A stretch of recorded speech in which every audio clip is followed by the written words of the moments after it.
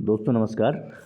आज हम लोग नए तरीके से 3 टॉपिक एक दिन में, जिसमें प्राचीन भारत का इतिहास, मध्यकालीन भारत का इतिहास और आधुनिक भारत का इतिहास से एक एक टॉपिक रोज़ाना करने का प्रयास करते हैं।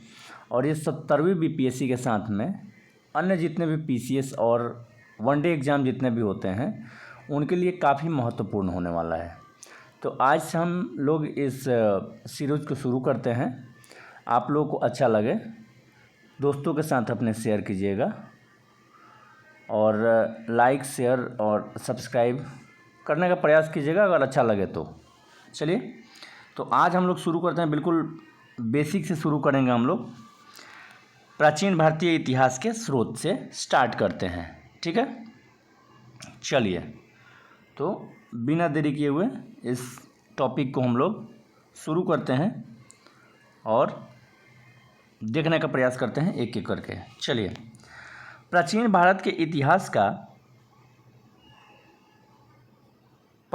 भारतीय इतिहास का पुनर्निर्माण विभिन्न स्रोतों से के आधार पर किया जाता है।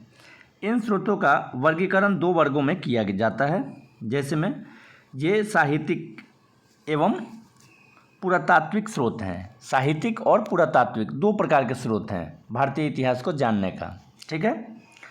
तो साहित्यिक में देखा जाएगा तो वैदिक, सांस्कृतिक, पाली, प्राकृत एवं अन्य साहित्य हैं। अब पुरातत्व में देखा जाए तो पूरा लेख है, सिक्के हो जाएंगे, स्थापत्य हो जाएगा, अवशेष, उत्खनन इत्यादि से साक्ष्य जो मिले हैं उसको भी हम लोग देखने का प्रयास करेंगे। चलिए, विदेशियों द्वारा विवरण। साहित्यिक स्रोत जो है, कुछ विदेशी जो यात्री आए थे भारत भ्रमण करने के लिए, उन्होंने लिखा है। ब्राह्मण साहित्य है ऋग्वेद, सामवेद, यजुर्वेद, अथर्ववेद, ब्राह्मण, आरण्यक, उपनिषद, महाभारत, रामायण और पुराण, ये मिलते हैं अपने साहित्यिक स्रोत के अंतर्गत। इसी में बौद्ध साहित्य कुछ है, जैसे विनय पिटक, सूत पिटक, अभिधम पिटक, महावंश, दीपवंश, ललित विस्तार, दिव्यावदान, बुद्ध चरित्र जो कि अश्वघोष ने लिखा है, महाविभास जिसके वसुमित्र लेखक हैं, जातक इत्यादि, ये बौद्ध साहित्य हैं। जैन साहित्य में देखा जाए तो कल्पसूत्र, भगवती सूत्र, अचरांग सूत्र इत्यादि आते हैं, ठीक है। ऐतिहासिक साहित्यिक स्रोत, इसके अंतर्गत राजतरंगिणी जिसको कल्हण ने लिखा है, पृथ्वीराज रासो ये चंद्रबरदाई ने लिखा हुआ है, हर्षचरित वानभट्ट के द्वारा लिखा गया है, मुद्रा राक्षस जो कि विशाख दत्त के द्वारा लिखा गया है, अर्थशास्त्र जो कि कौटिल्य ने लिखा है,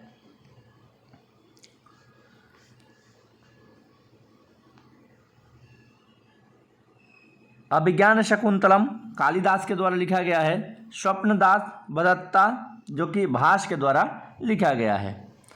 राजाओं के द्वारा रचित कुछ साहित्य हैं जो कि चर्चित हैं और कहीं ना कहीं इससे क्वेश्चन बन जाता है। हाल जो कि एक सातवाहन शासक थे, उन्होंने लिखा है गाथा सप्तशती। महेंद्र वर्मन ये पल्लव शासक थे, इन्होंने लिखा है मातृविलास प्रहसन। हर्षवर्धन उसी वंश के शासक थे, इन्होंने रत्नावली, नागानंद और प्रियदर्शिका, इनकी ये रचना है। उसी प्रकार सोमेश्वर जो कि एक चालुक्य शासक थे, इन्होंने मनसोल्लास नामक साहित्य लिखा है, इन्होंने पुस्तक लिखा हुआ है। साहित्यिक स्रोत ग्रंथ प्रमुख तथ्य, ठीक है। कल्हण की राजतरंगिणी, देखिए कल्हण ने क्या लिखा था, राजतरंगिणी, और राजतरंगिणी को लिखा था किसने, कल्हण ने लिखा था। तो इसमें क्या विशेषता मिलता है उसको देखने का हम लोग प्रयास करते हैं। तो कल्हण की राजतरंगिणी जो कि संस्कृत भाषा में है, पहली बार ऐतिहासिकता की झलक इसी ग्रंथ से मिलती है। बहुत बढ़िया। ऐतिहासिकता की झलक अगर पूछा जाए मिलती है तो कल्हण द्वारा रचित राजतरंगिणी से मिलती है। महावंश एवं दीपवंश बौद्ध ग्रंथ है ये, और दक्षिण बौद्ध मत के ग्रंथ है ये। दक्षिण, जब हम लोग बौद्ध धर्म पढ़ेंगे तो दक्षिण में क्या था और मगध में क्या था उसको देखने का हम लोग प्रयास करेंगे। ठीक है। अगला है ललित विस्तार। ये भी बौद्ध ग्रंथ की है जिसकी रचना नेपाल में हुई थी। बहुत बढ़िया। पाणिनि ने पहले संस्कृत व्याकरण अष्टाध्यायी की रचना की थी। बहुत बढ़िया है। अष्टाध्यायी पूछा जाता है कि किसने लिखा था, तो पाणिनि ने लिखा था। और इसमें मौर्य काल के सामाजिक जीवन का वृत्तांत मिलता है। बहुत बार ये क्वेश्चन पूछा गया है कि मौर्य काल के सामाजिक जीवन का वृत्तांत किसमें मिलता है, तो ये पाणिनि के द्वारा लिखित अष्टाध्यायी में मिलता है। पतंजलि ने महाभाष्य की रचना की जो कि पाणिनि की अष्टाध्यायी पर आधारित है। देखिए, पाणिनि के अष्टाध्यायी पर आधारित है पतंजलि के द्वारा लिखित महाभाष्य। अगला है ऐतिहासिक महत्व के प्रथम ग्रंथ की रचना हर्ष के दरबारी कवि वानभट्ट ने हर्ष चरित्र के रूप में किया था। ठीक है। अर्थशास्त्र जो कि कौटिल्य, चाणक्य या विष्णुगुप्त, उनका उपनाम था अलग से। कौटिल्य का ही अलग नाम क्या था, तो चाणक्य और विष्णुगुप्त ने लिखी थी। और इसमें मौर्यकालीन राज व्यवस्था का चित्रण मिलता है।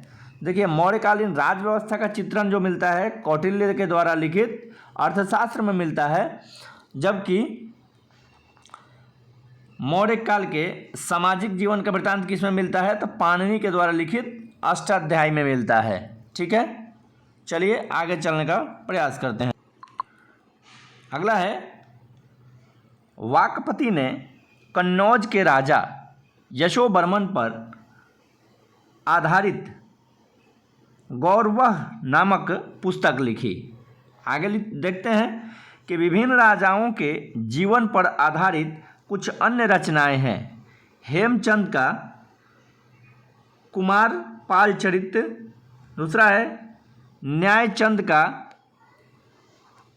हमीर काव्य, पद्मगुप्त का है नौशाह शांक चरित्र, बिल्लाल का भोज प्रबंधन आदि प्रमुख ये राजाओं पर लिखा गया किताब है।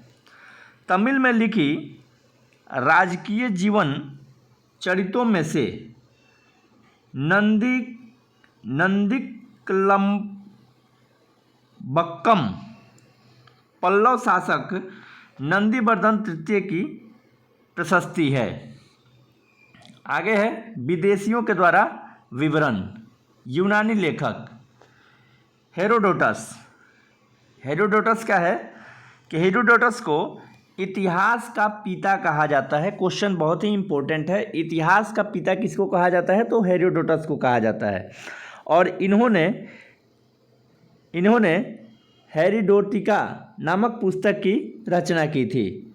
मैगास्थनीज सेल्यूकस के राजदूत के रूप में चंद्रगुप्त मौर्य के दरबार में रहा तथा इंडिका की रचना की। और यह मूल रूप से अप्राप्य है, लेकिन इसके उदाहरण अनेक प्रख्यात लेखकों की रचनाओं में आए हैं। ठीक है। अगला क्वेश्चन है, अगला जो लाइन है, अज्ञात लेखक एक थे। एक अज्ञात यूनानी लेखक ने ईस्वी सन की पहली सदी में भारतीय बंदरगाहों, प्राकृतिक स्थिति एवं व्यापार पर प्रकाश अपनी रचना पेरिपल्स ऑफ द एरिस्थियन सी यानी लाल सागर का विवरण में दिया है। अगला है टॉलमी की ज्योग्राफी जो 150 ईसा पूर्व के आसपास का है, में प्राचीन भारतीय भूगोल एवं वाणिज्य की जानकारी देती है। नेक्स्ट है एस्ट्रेबो ने मैगास्थनीज के विवरण को काल्पनिक माना है। ठीक है। अगला देखते हैं रोमन लेखक प्लिनी। प्लिनी की नेचुरलिस हिस्टोरिका भारत एवं इटली के बीच होने वाले व्यापारिक संबंध की जानकारी देती है। ठीक है, तो सबसे प्राचीन पुस्तक है प्लिनी के द्वारा लिखी, जिसमें इसके पुस्तक का नाम है नेचुरलिस हिस्टोरिका। ये भारत और इटली के बीच के व्यापार का वर्णन इसमें मिलता है। चीनी विवरण। चीनी पर्यटक भारत में बौद्ध धर्म के अध्ययन तथा बौद्ध तीर्थों का दर्शन करने आते थे। उसी में क्रम में देखते हैं, पहले हैं फाहियान। यह चंद्रगुप्त द्वितीय यानी गुप्त शासक थे के दरबार में आए थे। ठीक है, चंद्रगुप्त द्वितीय के शासनकाल में भारत आए और ये लगभग 5वीं सदी के प्रारंभ में आए थे। ठीक है, उसने फूको क्यू की रचना की, जिसमें गुप्त काल में भारत के सामाजिक, आर्थिक एवं धार्मिक स्थिति पर प्रकाश डाला है। ठीक है, तो ये चाइनीज लेखक थे जिनका नाम था फाहियान और ये चंद्रगुप्त द्वितीय के दरबार में आए थे। आगे देखते हैं, द्वितीय हैं, इसमें 2 नंबर पर आए हैं हेनसांग। ये जुआन च्वांग, ये हर्षवर्धन के समय 629 ईस्वी में भारत आया एवं सी यू की रचना की। इसमें 138 देशों का विवरण मिलता है। वाटर्स के अनुसार वह भारत को इंटू यानी अर्धचंद्राकार नाम देता है, इंटू। ठीक है, हेनसांग के मित्र वी ली ने वेनसांग की जीवनी लिखी थी। इसने हर्षकालीन राजनीति के साथ साथ धर्म, रीति रिवाज एवं समाज का वर्णन किया है। किसने? हेनसांग ने किया है। अब आ जाते हैं इत्सिंग। यह 7वीं शताब्दी में भारत आया तथा नालंदा एवं विक्रमशिला विश्वविद्यालयों का वर्णन किया है। तो ये कई बार पूछा जाता है, चाइनीज जो लेखक हैं उनके क्रम जमाने के लिए पूछ दिया जाता है। तो पहला फाहियान, दूसरा हेनसांग, तीसरा इत्सिंग। ठीक है, अरबी लेखक। अरबी लेखक में देखा जाए तो सुलेमान। यह 9वीं शताब्दी में भारत आया तथा पाल एवं प्रतिहार शासकों के बारे में लिखा है। दूसरे नंबर पर आ जाते हैं इसमें अलबरूनी महमूद गजनवी का समकालीन था, ने तहकीक ए हिंद यानी किताब उल हिंद की रचना की, जिसमें भारत के निवासियों की दशा का वर्णन किया गया है। इन लेखकों के अतिरिक्त तिब्बती बौद्ध लेखक तारानाथ 12वीं शताब्दी के ग्रंथ कंग्यूर तथा तंग्यूर से भी भारतीय इतिहास की कुछ जानकारी प्राप्त होती है। देखते हैं आगे, पुरातात्विक स्रोत। पुरातात्विक स्रोत में अभिलेख, सिक्के, मुहर, स्मारक, मूर्तियाँ, चित्रकला, भौतिक अवशेष, भांड, आभूषण आदि आते हैं। सर अलेक्जेंडर कनिंघम को भारतीय पुरातत्व शास्त्र का पितामह कहा जाता है। देखिए, अलेक्जेंडर कनिंघम को भारतीय पुरातत्व शास्त्र का जनक कहा जाता है। ठीक है, अभिलेख। देखिए, इसमें किया गया है जो लेख मुहर, परस्तर स्तंभों, स्तूपों, चट्टानों एवं ताम्रपत्रों पर मिलते हैं उन्हें अभिलेख कहते हैं। ठीक है, एपिग्राफी। अभिलेखों के अध्ययन को पुरातत्व लेख शास्त्र या फिर एपिग्राफी कहा जाता है। ठीक है, पेलियोग्राफी। अभिलेख तथा दूसरे प्राचीन दस्तावेजों की प्राचीन तिथि के अध्ययन को पुरालिपिक शास्त्र या फिर पेलियोग्राफी कहते हैं। आगे चलते हैं। आगे इसमें मिलता है न्यूमिस्मेटिक्स। सिक्कों के अध्ययन को मुद्रा शास्त्र या न्यूमिस्मेटिक्स कहा जाता है। ठीक है, आगे देखते हैं सिक्के। भारत के प्राचीन सिक्के पंचमार्क, इंपॉर्टेंट है ये, पंचमार्क या फिर आहत सिक्के कहलाते थे। साहित्य में इन सिक्कों को करशापन कहा गया है। पुराने सिक्के तांबे, चांदी, सोने एवं शीशे के बनते थे। आरंभिक सिक्कों में कुछ प्रतीक मिलते थे, पर बाद में सिक्कों पर राजाओं एवं देवताओं के नाम तथा तिथियां उल्लिखित मिलती थी। सोने के लिखित सिक्के सर्वप्रथम कुषाण राजाओं ने जारी किया था। तो सोने का सबसे पहला सिक्का कुषाण शासकों ने जारी किया था। गुप्त शासकों ने सबसे अधिक सोने के सिक्के जारी किए थे। तो गुप्त जो राजा थे उन्होंने सबसे ज़्यादा सोने के सिक्के जारी किए थे। समुद्रगुप्त को एक सिक्के पर वीणा बजाते हुए दिखाया गया है। सातवाहन ने, देखिए सातवाहन है ये, सातवाहनों ने शीशे यानी लेड के सिक्के जारी किए थे। गुप्त काल में स्वर्ण सिक्कों को दिनार एवं चांदी के सिक्कों को रूपक कहते थे। अभिलेख मुहर, प्रस्तर स्तंभों, चट्टानों एवं ताम्रपत्रों पर मिलते हैं तथा मंदिर की दीवारों एवं ईंटों या मूर्तियों पर भी मिलते हैं।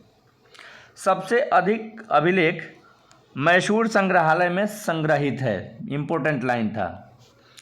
मौर्योत्तर एवं गुप्त काल के अधिकांश अभिलेख कार्पस इंस्क्रिप्शंस इंडिकेशन नामक ग्रंथ में संकलित हैं। अभिलेखों में प्रयुक्त लिपियाँ। प्राकृत लिपि। आरंभिक अभिलेख प्राकृत भाषा में थे। ब्राह्मणी लिपि। अशोक के शिलालेख ब्राह्मणी लिपि में हैं और यह लिपि बाएं से दाएं ओर लिखी जाती है, जो कि वर्तमान में हम लोग जो देवनागरी लिपि लिखते हैं उसका जनक भी देखा जाए तो ब्राह्मणी लिपि ही है। खरोष्टी लिपि। अशोक के कुछ शिलालेख खरोष्टी लिपि में हैं, जो कि दाएं से बाएं लिखे जाते थे। देखिए अशोक के दो शिलालेख पर दो भाषा मिल गए, दो लिपि मिल गया। कौन कौन? ब्राह्मणी लिपि और खरोष्टी लिपि। पूछ दिया जाता है कि अशोक के जो स्तंभ हैं उसमें किस लिपि का प्रयोग नहीं किया गया है। यूनानी एवं आरमाइक लिपि। ये पाकिस्तान एवं अफगानिस्तान में अशोक के शिलालेखों में इन लिपियों का प्रयोग किया गया। तो देखिए 3 लिपि मिल गया। कौन कौन? यूनानी एवं आरमाइक, खरोष्टी और ब्राह्मणी। जबकि प्राकृत लिपि में कहीं अशोक का नहीं मिलता है अभिलेख। चलिए आगे देखते हैं।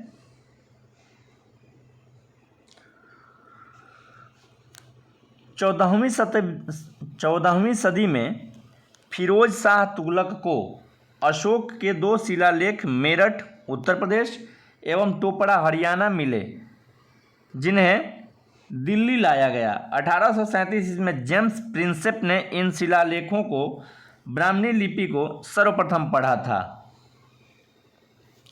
महत्वपूर्ण अभिलेख एवं उनके शासक। यहाँ से एक क्वेश्चन निश्चित आता है। शासक और एक तरफ अभिलेख दिया हुआ है। समुद्रगुप्त, ये गुप्त शासक थे और इनका जो अभिलेख मिलता है प्रयाग प्रशस्ति इलाहाबाद से प्राप्त हुआ है। रुद्रदामन शक शासक थे और इनका जूनागढ़ अभिलेख जो कि गुजरात से मिला है। स्कंदगुप्त भीतरी स्तंभ लेख गाजीपुर उत्तर प्रदेश से मिला है।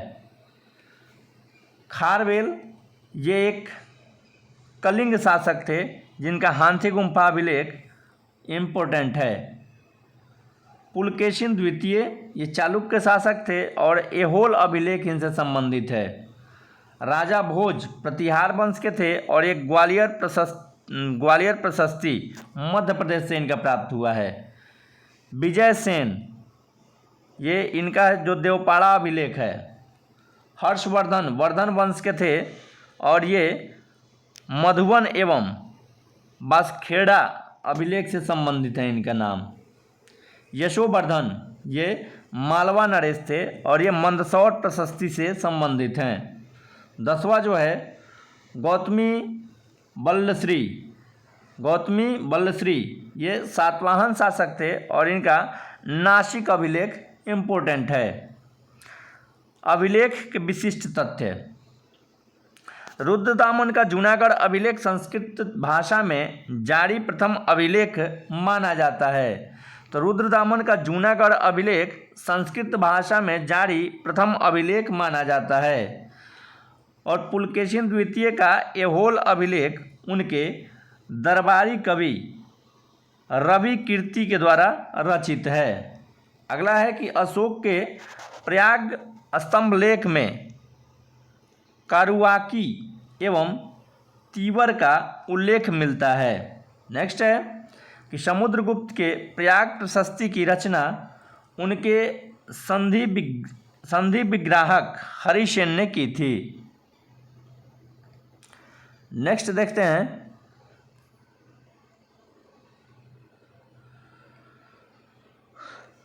नेक्स्ट है भानुगुप्त के एरण अभिलेख में सर्वप्रथम सती प्रथा। देखिए सर्वप्रथम सती प्रथा का वर्णन किसमें मिलता है तो भानुगुप्त का जो है एरण अभिलेख जो कि गोपराज नामक सैनिक की पत्नी का लिखित साक्ष्य प्राप्त होता है। चंद्रगुप्त द्वितीय के उदयगिरी गुहा लेख के अनुसार उसका उद्देश्य संपूर्ण पृथ्वी को जीतना था। तुमून अभिलेख में कुमारगुप्त प्रथम को शरदकालीन सूर्य की तरह बताया गया है। रुद्रदामन के भीतरी अभिलेख स्कंदगुप्त के भीतरी अभिलेख में हूणों के आक्रमण का उल्लेख मिलता है। मंदसौर अभिलेख में यशोवर्धन को जनेंद्र कहा गया है।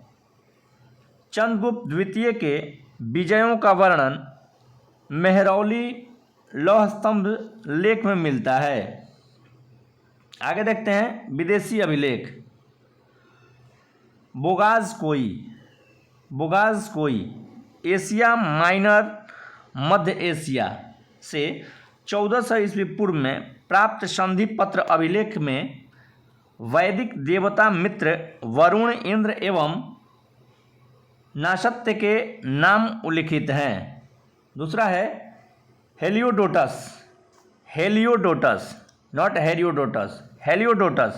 यूनानी राजदूत का वे सनगर विदिशा का गरुड़ स्तंभ लेख भगवत धर्म वसुदेव की आराधना की जानकारी देता है।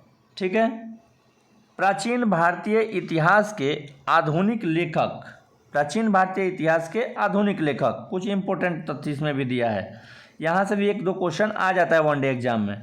1776 ईस्वी में मनुस्मृति का अंग्रेजी अनुवाद एक कोड ऑफ जेंटू लॉज के नाम से कराया गया था। एक कोड ऑफ जेंटू लॉज के नाम से करवाया गया था मनुस्मृति का अंग्रेजी अनुवाद। Sir William Jones Asiatic Society of Bengal के संस्थापक ने 1789 ईस्वी में अभिज्ञान शकुंतलम का अंग्रेजी में अनुवाद किया था। नेक्स्ट है विलियम विल्किंस ने 1785 ईस्वी में भगवत गीता का अंग्रेजी में अनुवाद किया था। विंसेंट आयर स्मिथ की पुस्तक अर्ली हिस्ट्री ऑफ इंडिया में प्राचीन भारत का सुव्यवस्थित इतिहास प्रस्तुत किया गया है। नेक्स्ट है कि ब्रिटिश इतिहासकार ए एल बैसम ने वंडर दैट वाज इंडिया लिखा है। Wonder that was India. D Kosambi की कृति an introduction to the study of Indian history प्राचीन भारतीय इतिहास जानने का एक उत्तम स्रोत है। ठीक है, डी कौशाम्बी जी की बुक है। नेक्स्ट है महत्वपूर्ण रचना एवं उसके लेखक। ठीक है, देखते हैं, एक तरफ लेखक हैं और एक तरफ उनकी रचना है। एक विज्ञानेश्वर थे, इनका मिताक्षरा पुस्तक बहुत ही इम्पोर्टेंट है। जिमुतवाहन इनका नाम, इनका कृति जो है दाय भाग। कालिदास की कृति है अभिज्ञान शकुंतलम, मरीचिका भीगमित्रम, रघुवंशम इत्यादि इनकी पुस्तकें हैं। नेक्स्ट है विशाख दत्त का मुद्रा राक्षस, देवी चंद्रगुप्तम, मृक्षकटिकम किसका है? मृक्षकटिकम शूद्रक का है। नेक्स्ट है वात्स्यायन की जो पुस्तक है वो कामसूत्र है। राजशेखर की पुस्तक है काव्य मीमांसा, कर्पूर मंजरी। नेक्स्ट है हरविलास, बाल रामायण, ये राजशेखर की पुस्तक है। वान भट्ट का है हर्षचरित्र, बिल्हन नटकलहन विल्हन की पुस्तक है विक्रमदेव चरित। अमर सिंह की पुस्तक है अमरकोश। पदम गुप्त की पुस्तक है नौ सहसांक चरित। नेक्स्ट है सोमदेव की पुस्तक है ललित विग्रह राज। मेरुतुंग है प्रबंध चिंतामणि। भास्कराचार्य की पुस्तक है सिद्धांत शिरोमणि। अतुल की पुस्तक है मुशिक वंश। नागसेन की पुस्तक है मिलिंद पनोह। वराह मिहिर की पुस्तक है बृहत संहिता। भवभूति का है उत्तर रामचरित। दंडी नामक एक लेखक थे, उनका जो कृति है वो है काव्यादर्शन। हेमचंद्र सूरी की पुस्तक है कुमारपाल चरित। नेक्स्ट है जयदेव, इनका गीत गोविंद है। नेक्स्ट है भास, चारुदत्त स्वप्न वासवदत्ता। विष्णु शर्मा, ये पंचतंत्र है। अश्वघोष की जो पुस्तक है वो है बुद्ध चरित्र सूत्रालंकार। वेद व्यास की पुस्तक है भगवत गीता महाभारत। भर्तृहरि की पुस्तक है भक्ति शासक। क्षेमेंद्र की है दशावतार चरित्र। कामंदक जो नीतिसार लिखे हुए हैं। भरत की पुस्तक है नाट्यशास्त्र। वाल्मीकि की है रामायण। गोस्वामी तुलसीदास की है रामचरितमानस। हरिसेन की पुस्तक है बृहत कथा कोश। माघ जो कि शिशुपाल वध की है। सारंगदेव की पुस्तक है संगीत रत्नाकर। सुश्रुत लिखा है सुश्रुत संहिता। नागार्जुन की पुस्तक है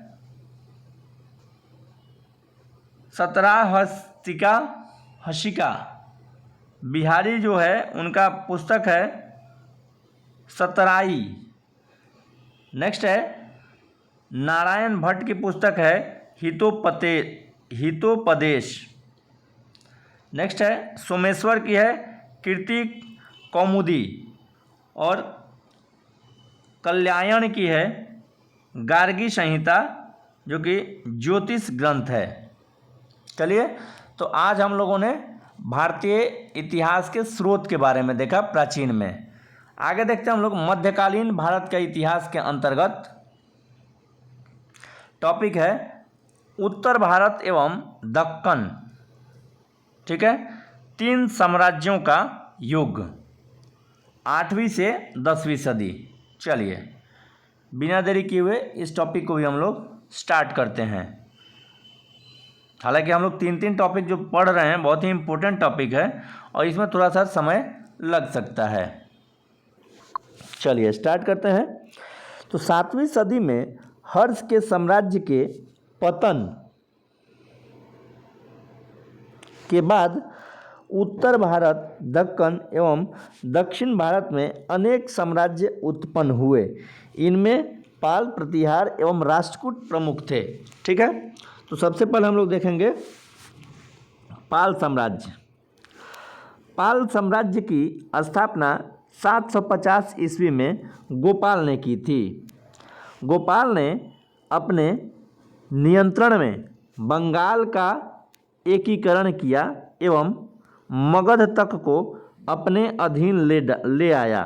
ठीक है, गोपाल ने ओदंतपुरी विश्वविद्यालय बिहार शरीफ की स्थापना की थी। बहुत ही इम्पोर्टेंट है, गोपाल ने किया था ओदंतपुरी विश्वविद्यालय स्थापना, जो कि बिहार शरीफ में था।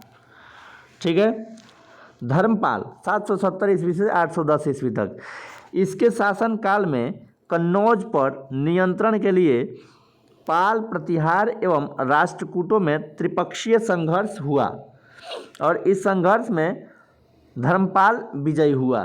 देखते हैं देवपाल ने अपना नियंत्रण प्रागज्योतिषपुर, असम एवं उड़ीसा के कुछ भागों पर स्थापित किया। पाल शासक बौद्ध विज्ञान एवं धर्म के संरक्षक थे। पाल किसके संरक्षक थे?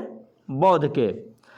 धर्मपाल ने नालंदा विश्वविद्यालय का पुनरुद्धार किया एवं विक्रमशिला विश्वविद्यालय की स्थापना की, जहां वज्रयान शाखा की पढ़ाई होती थी। प्रसिद्ध बौद्ध विद्वान शांतरक्षित एवं दीपांकर, जो कि अतिश, ने तिब्बत में बौद्ध धर्म का प्रचार प्रसार किया था। अगला है गुजराती कवि शोरढल ने धर्मपाल को उत्तरापत्र स्वामी की उपाधि दी है, धर्मपाल को। आगे देखते हैं प्रतिहार वंश। प्रतिहार को गुर्जर प्रतिहार भी कहा जाता है, जिसका कारण शायद यह है कि उनका उद्भव गुर्जर राष्ट्र या फिर दक्षिण पश्चिम राजस्थान में हुआ था। आगे चलते हैं। आगे इसमें है कि वानभट्ट प्रथम एक गुर्जर प्रतिहार वंश के प्रथम शासक के रूप में देखते हैं। यह गुर्जर प्रतिहार वंश का संस्थापक था और इसकी आरंभिक राजधानी भनिमाल में थी। कौन? नागभट्ट द्वितीय 800 से 833 ईस्वी तक। इसने पाल शासक धर्मपाल की सेना को मुंगेर के समीप पराजित किया और इसने कन्नौज को अपनी राजधानी बनाया, लेकिन वह राष्ट्रकूट नरेश गोविंद तृतीय से पराजित हुआ। नेक्स्ट है मिहिर भोज प्रथम 836 से 885 ईस्वी तक। यह इस वंश का सबसे महत्वपूर्ण शासक था, मिहिर भोज। इसने कन्नौज को पुनः अपनी राजधानी बनाया एवं अपने समकालीन राजाओं पाल शासक देवपाल एवं राष्ट्रकूट शासक ध्रुव से पराजित हुआ। मिहिर सेन वैष्णव मतावलंबी था एवं उसने आदिवाराह एवं प्रभास जैसी उपाधियां धारण की उसका महत्वपूर्ण लेख प्रशस्ति ग्वालियर से मिलता है। नेक्स्ट आ जाता है महेंद्रपाल प्रथम 885 से 900 ईस्वी तक 909 तक। इसने प्रतिहार साम्राज्य को अक्षुण्ण बनाए रखा और उसके दरबार में राजशेखर निवास करते थे, जो कि उनके राजगुरु भी थे। आगे देखते हैं राजशेखर की रचनाएं।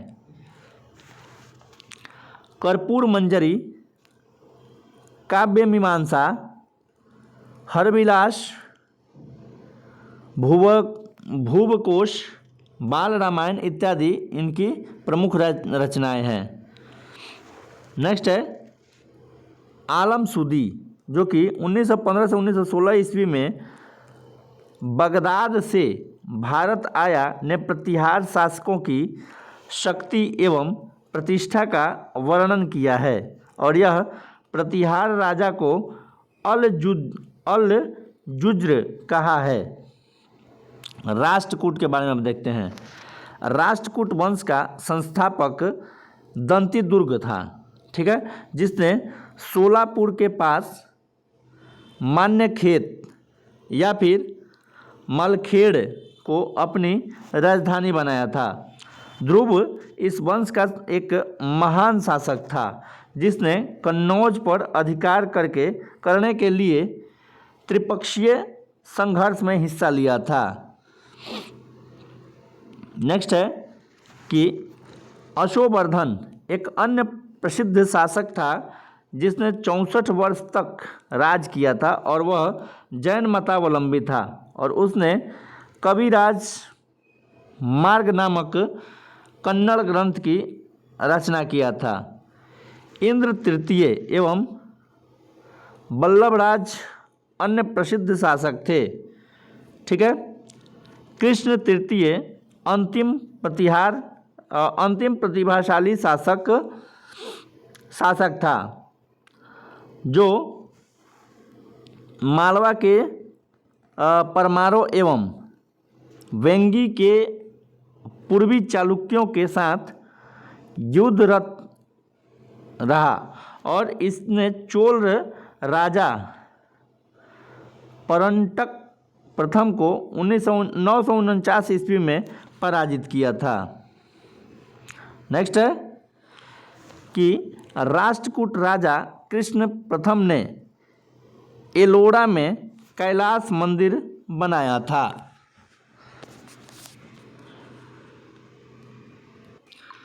नेक्स्ट है चोल साम्राज्य 9वीं से 12वीं सदी तक, ठीक है, इसको भी देखते हैं हम लोग।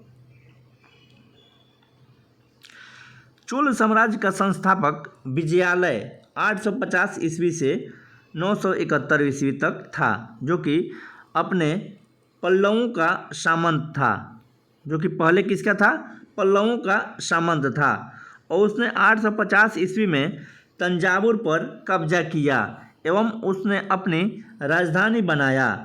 यहाँ उसने निशुंभ सुदेवी देवी का मंदिर बनाया और विजयालय ने नरकेसरी की उपाधि धारण की थी। नेक्स्ट है आदित्य प्रथम 871 से 907 ईस्वी तक। 871 ईस्वी में विजयालय के पुत्र आदित्य प्रथम ने चोल राजगद्दी संभाली और उसने चोल साम्राज्य को पल्लवों से मुक्त कराया। उसने कावेरी नदी के तट पर एक शिव मंदिर का निर्माण करवाया था।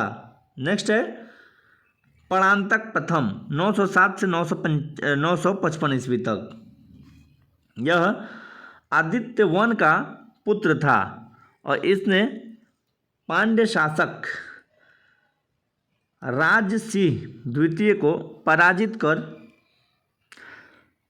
मदुरै को जीत लिया और इस उपलक्ष्य में उसने मदुरांतक एवं मदुरा इकोंड की उपाधि धारण की।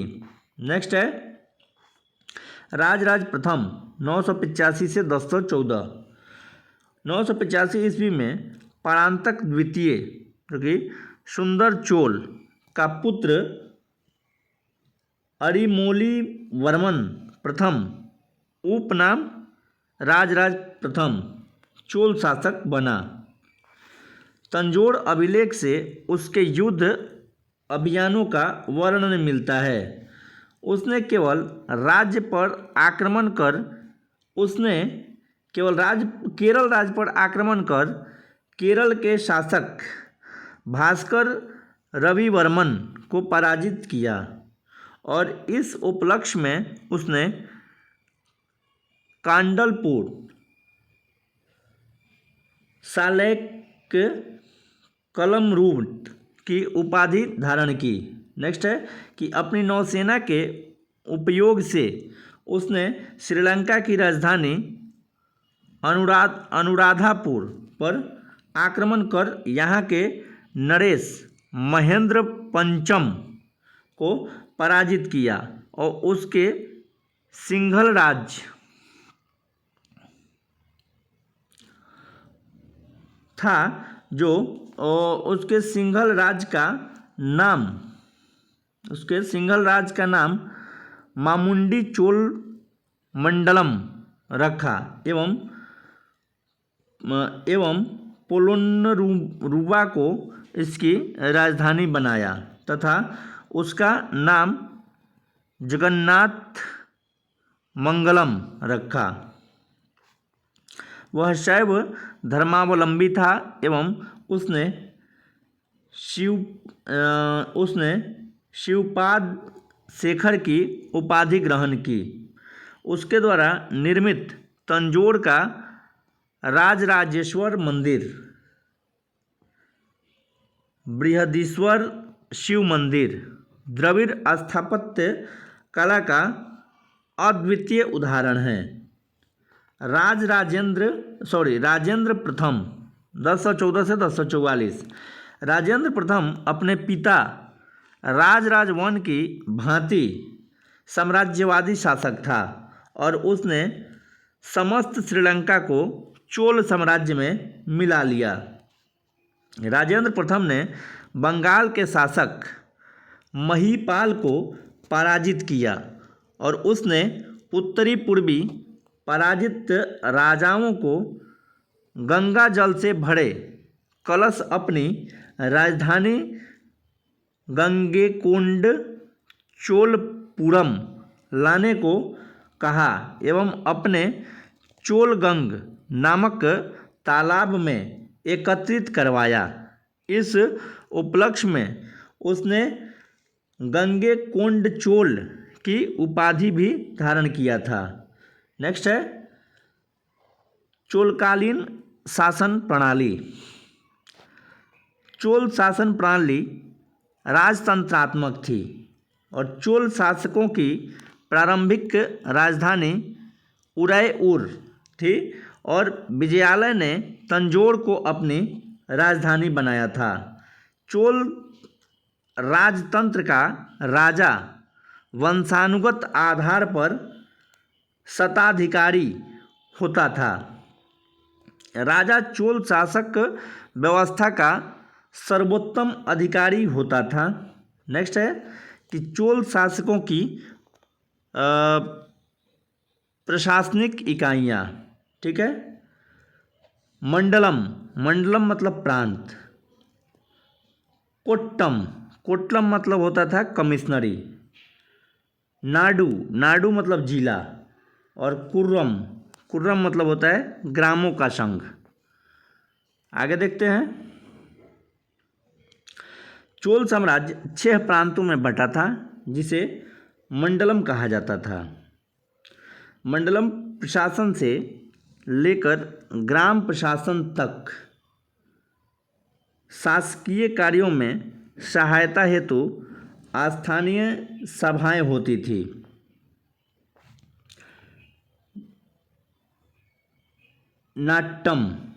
नाडु की स्थानीय सभा, ठीक है।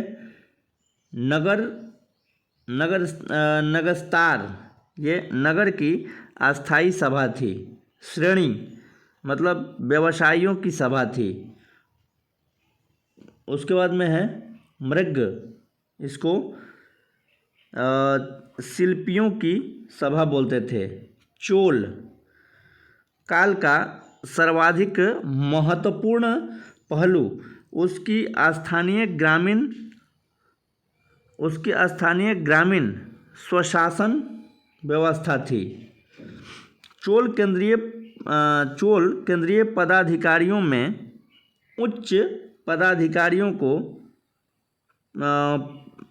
पेरांदत्रम तथा निम्न कोटि के अधिकारियों को सेरुतर्रम कहा जाता था। उड़ एक सामान्य प्रकार की ग्राम सभा थी जिसमें ग्राम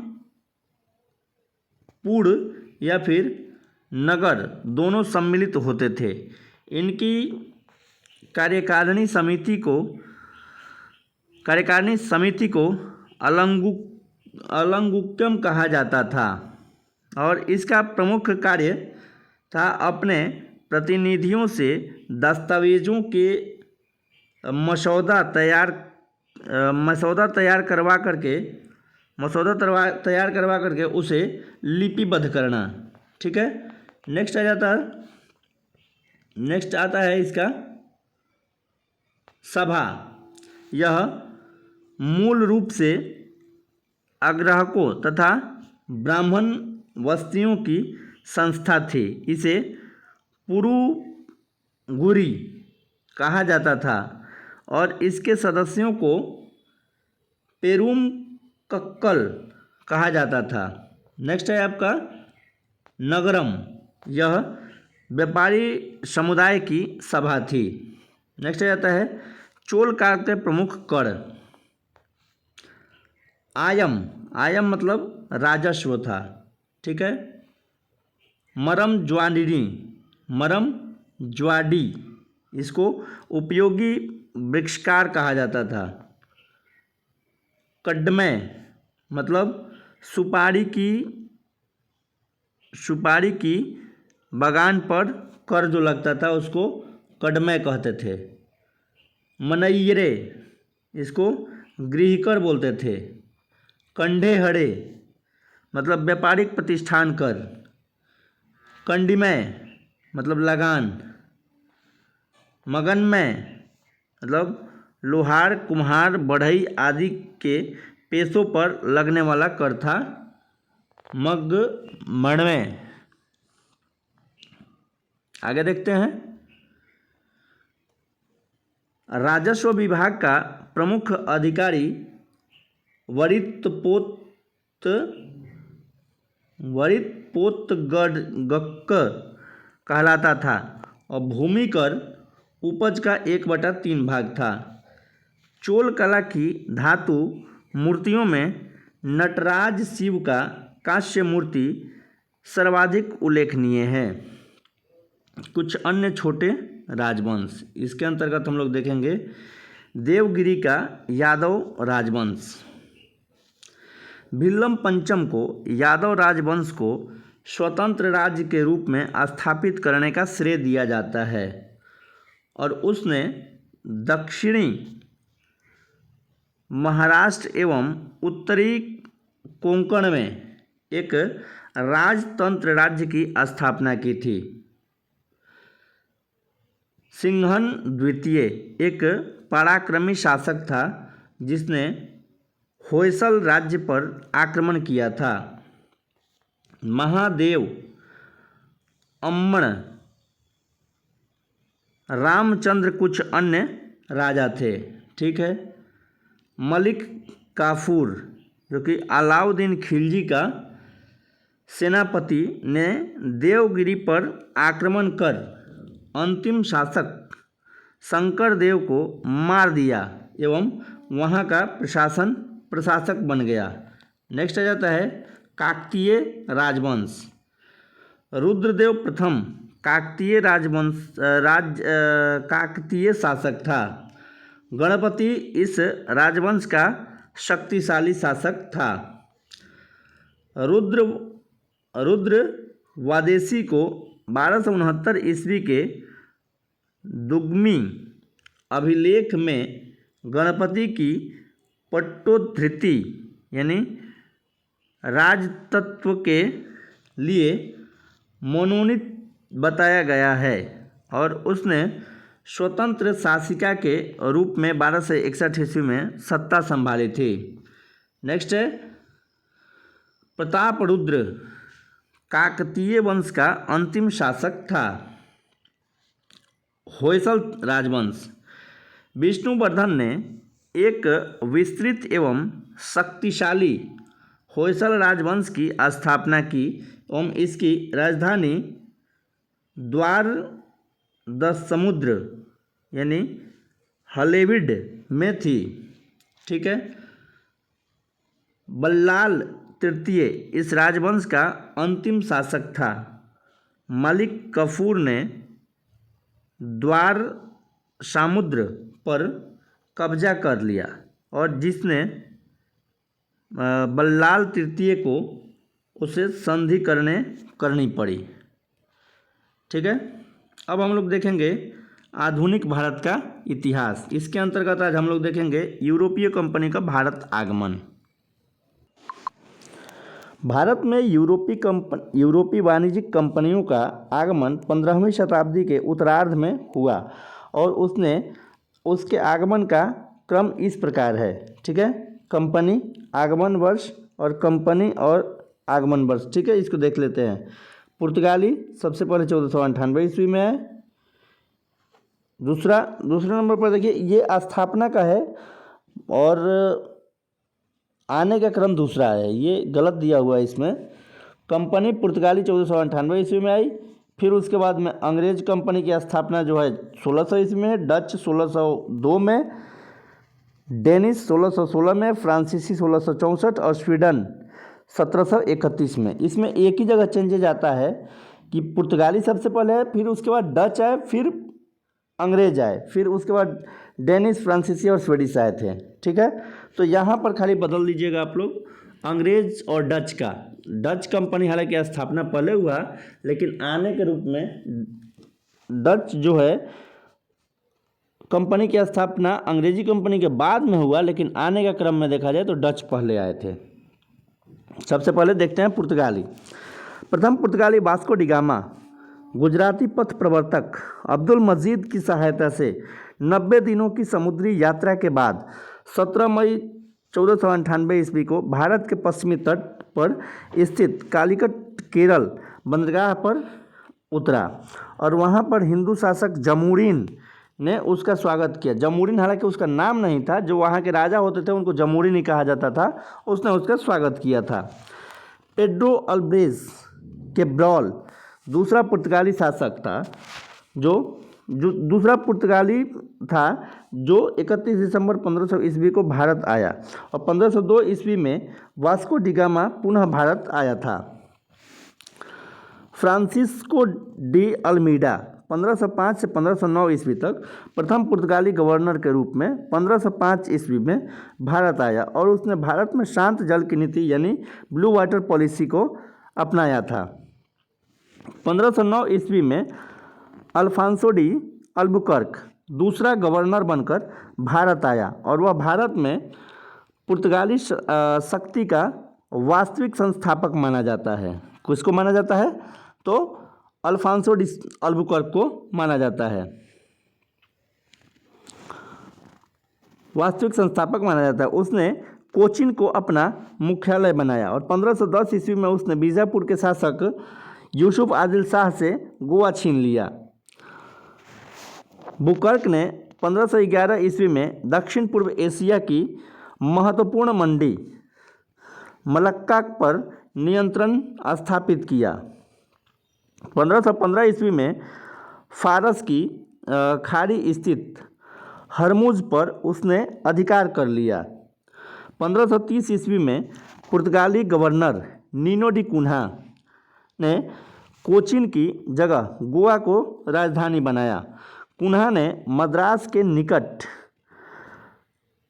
सैंथोम और बंगाल में हुगली में पुर्तगाली बस्तियां पुर्तगाली बस्तियां स्थापित की, जिसने उसने 1534 ईस्वी में बेसिन पर और 1535 ईस्वी में दीव पर अधिकार किया। पुर्तगाली गवर्नर मार्टिन डिसूजा के साथ प्रसिद्ध संत जैवियर भारत आए।